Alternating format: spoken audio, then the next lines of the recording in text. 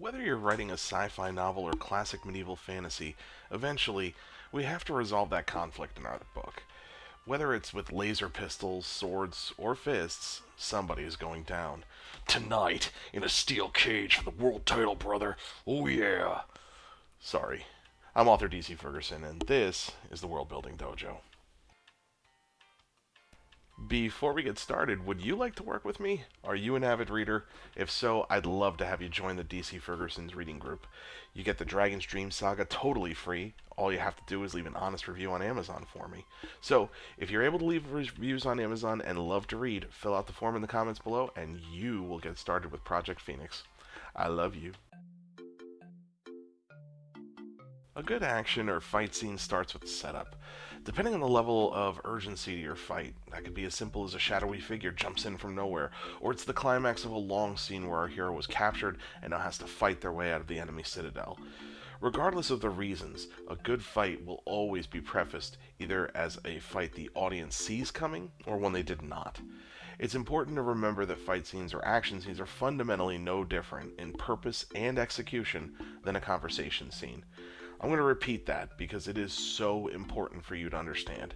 A fight scene is the exact same in purpose and execution as a pivotal conversation.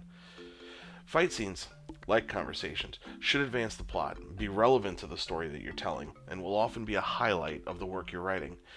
That is why I suggest that you take the utmost care in planning it, writing it out, and absolutely nailing it. A big part of the impact of your action scene comes from the setup. How much we are paying off in this scene will tell us how much setup we need. So, let's get to a few examples right away. We'll start things off with a bit of early action in the film X-Men Origins Wolverine. As terrible as this movie is, and boy is it terrible, the early fight scene is meant to show off the powers of this elite team that Wolverine belonged to. So, our preamble is this elevator ride, which is meant to give us a quick introduction to the characters and their personalities before we can see what they can do. In this regard, it is a strong, effective scene that does exactly what it's trying to accomplish. What it does here is it sets the tone. We know a fight is coming when the doors open. We have some conversations between the team members, getting a feel for who each of them are and how they bounce off each other. It's quick and to the point and sets up our action nicely. Now let's contrast that against the iconic scene here from Return of the Jedi. Brought before his father's master, Luke is now face to face with the Emperor. Through temptation, threats, and manipulation, the Emperor is trying to chip away at Luke's resolve. His friends are about to run into a trap. Luke could stop it if he takes up his lightsaber and strikes down Palpatine in anger, making his transformation to the dark side a downward spiral he can't recover from. The scene is broken up repeatedly with the other half of this conflict where things are looking bleak for Luke's friends on Endor and the incoming fleet of rebel ships. Will Luke take up the saber or won't he?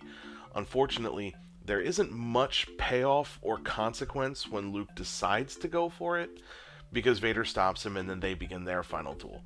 Still, the mounting tension that leads into this fight drives home how high the stakes are and creates this incredibly suffocating atmosphere. Again, it is very well done here. We're at the heart of Luke's conflict as Vader's son, as the last Jedi, as giving up the light in himself to save his friends. It would have been awesome to have this as a moral conundrum, but it didn't really have any lasting consequences in the films, sadly.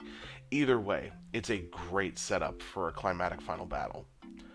What's really important to understand in the setup is that we want to show the following action scene is what it's doing for our story, the reason that it matters, and why we have to fight. Sometimes that last question, why we have to fight, is no more complicated than there's bad guys on the other side of this door, which is what we saw with Wolverine. And sometimes it's this heavy moral decision with implications and consequences like Jedi. Either way, let's convey these messages in the preamble to the fight and make it feel like it's worth something. But DC, what about an ambush? Oh, well, guy who talks to your monitor, that's an incredibly insightful question. So, in the case that our heroes are getting ambushed, a surprise attack that comes without warning, believe it or not, there's still a preamble. This group of bad guys that comes out of nowhere and attacks our hero with unclear motivation, well, it started for a reason. Our heroes just ventured into no man's land, a place where the antagonist has been or presently is located. Why are our heroes here? Something made them come. Why is the attacker coming after them? Well, that's a mystery we might build for the reader, but you already know. You do know why, right? If the answer is no, get back in the lab and finish your outline, because we're all happy little plotters here and hate painting ourselves into corners. So, if you're already aware of the reason for the ambush, then it's okay to leave it a mystery temporarily, but build the scene. Our heroes came to this place. Why? What are they doing here? Perhaps there's a clue that doesn't make sense now but might later. What did they find? What does it mean? And then boom, we're attacked, and now we must fight.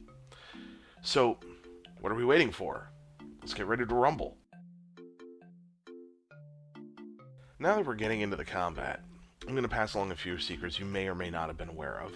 The first is that it doesn't matter whether a hero has a blaster gun, a sword, or their bare fists. The ebb and flow of enjoyable combat is always going to go the same way. Look familiar?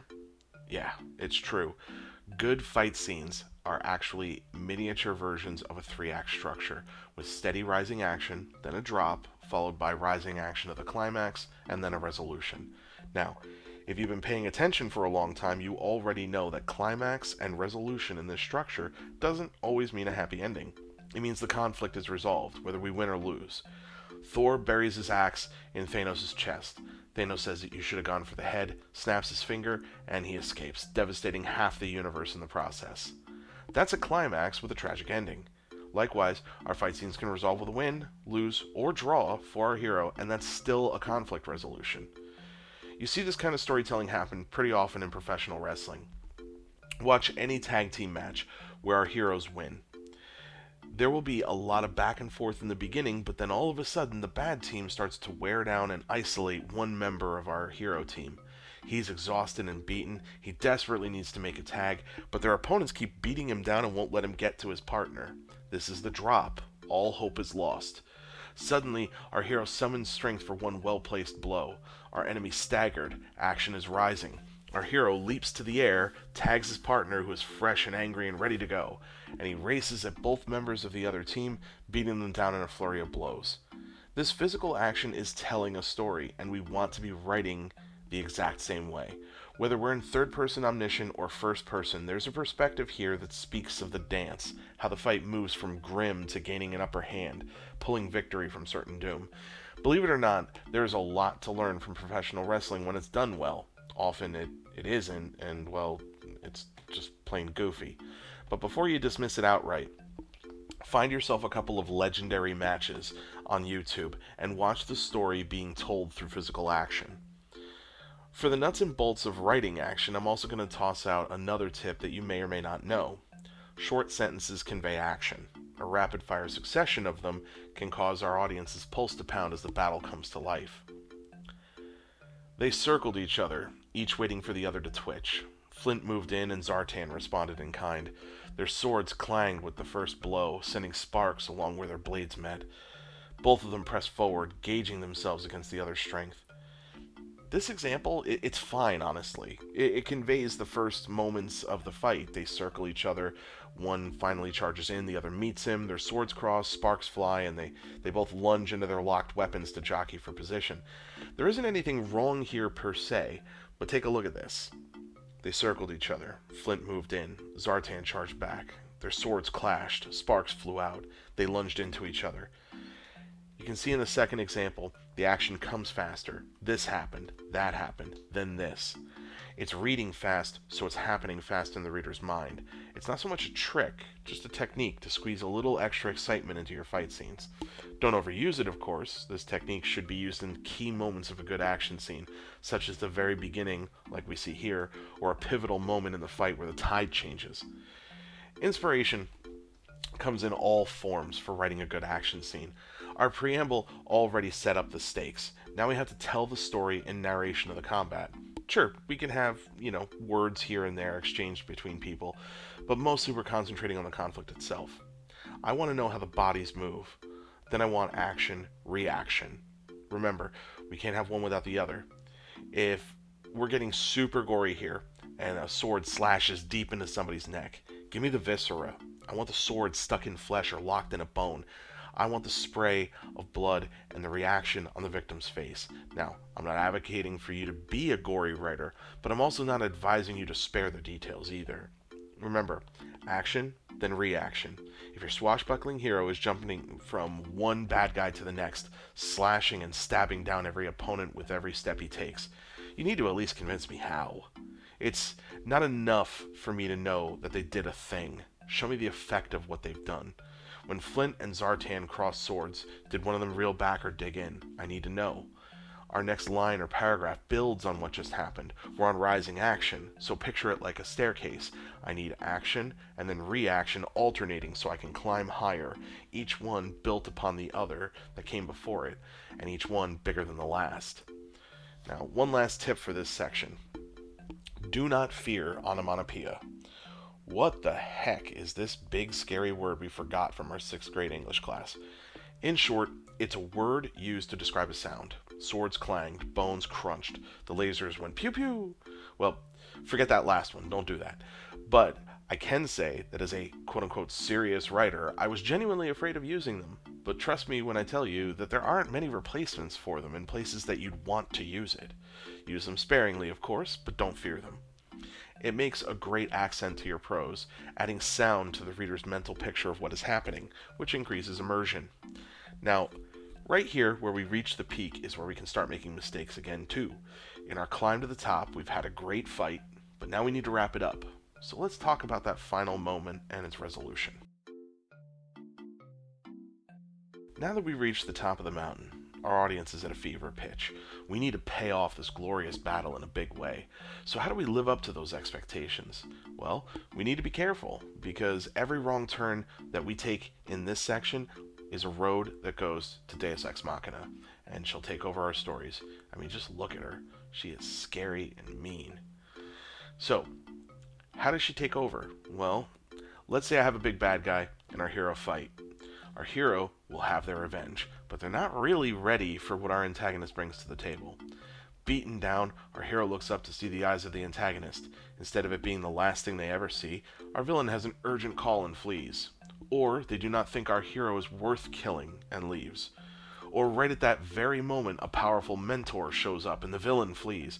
Are you seeing a pattern here? So many conflicts where the hero and antagonist fight in Act 1 or Act 2 of Hollywood movies force the villain to run away and not kill our hero because reasons. Every reason, no matter which example I cited above, is a form of Deus Ex Machina. Okay, you get it. You've been watching the channel forever, and you understand Deus Ex Machina, and you know you don't want to use it. So, now what? Well, as always, the answer is going to be somewhat specific to your plot, your scene, and so on, but I can offer a few tips. The first thing is to know the front and back of the fight. The cool stuff that happens in the middle, that's mostly for the audience to enjoy, and for us as writers to have fun with. The parts that we know how we got into this mess and what happens after in terms of storyline development is the easiest way to write fight scenes. Know where you were and know where you want to be, and then build a bridge between them. Another tip for satisfying conclusions to action scenes is the scar. I don't mean that it's always a physical scar, simply some part of the conflict the hero or heroes should take with them. It serves two purposes, continuity and nostalgia. If a reader gets a reminder every now and again of how this one battle happened and it rippled through the series, even if only in later chapters, that reminder frames your fight in a light of, oh yeah, I remember that, that was quite a battle. Again, we're working on audience psychology here. Don't get me wrong though, real physical scars can be just as good as mental ones. Lastly, be very clear. The climax of your fight should be definitive. The hero does lose sometimes. Don't shy away from that. Don't try to sugarcoat it. Instead, embrace it and show me how it affected your character. The villain may have gotten away just in time before the hero could have delivered a crushing blow. How does this affect your antagonist? Are they more prepared or more ruthless next time they show up? This is yet another example of not just having cool fight scenes that happen inside a bubble in your story. This is about having them with lasting, plot-centric ripples that go through the whole story. And in that regard, I'm sure you can see how fight scenes are every bit as important as a shocking revelation or a pivotal conversation. Fight scenes are so incredibly fun to write, but let's not get so into flexing muscles and throwing style around that we forget that conflict serves a greater purpose. Where talking fails, fighting is the literal act of using strength to dominate one ideal over another. Sometimes that's the light vanquishing the darkness. Sometimes it's just a struggle to survive at any cost, but it is always at the heart of your character's struggle. Thanks so much for all the donations, you guys, as well.